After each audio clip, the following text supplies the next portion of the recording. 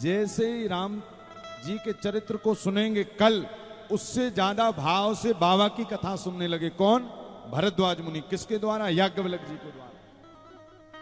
अब याज्ञवल्क्य जी ने ऐसा क्यों किया? इसी कारण किया, बोले पहले जाना तो जाए कि जिसको मैं राम जी की कथा सुना रहा हूं वो लायक है कि नहीं।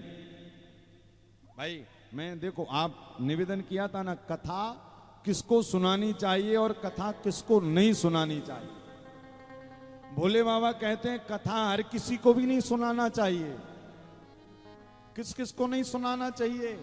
बोले यह न कहीं सटही हटशीलही, जो मन लाई न हरि गुण लीलही।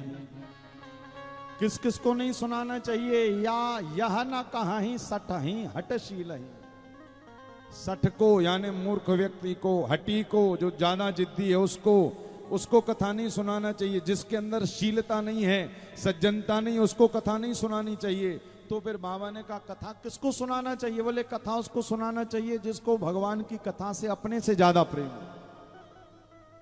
हरे राम कथा के तय अधिकारी, अरे सत्संगति जिनके अति प्यारी। राम कथा के ते अधिकारी, राम कथा के ते अधिकारी।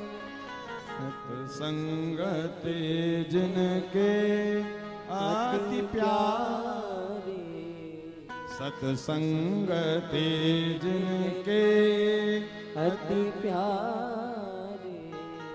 और याज्ञवल्क्य जी ने सोचा कि इनको सत्संग अति प्यारा है कि नहीं, इस बात का परीक्षण करने के लिए राम जी कौन है ये बाद में बताया। क्या बताने लगे? अरे एक बार त्रेता युग माही, एक बार त्रेता युग माही, शंभु गए कुंभज ऋषि पानी, शंभु गए कुंभज ऋषि पानी। संग सती जग जननी भवानी, संग सती जग जननी भवानी। पूजे ऋषि ईश्वर जाने, पूजे ऋषि अखिलेश्वर जाने। राम कथा मुनिवर बखाने, राम कथा मुनि वर्ज बखाने। सुनिए महेश परम सुखमानी, सुने महेश परम सुखमानी।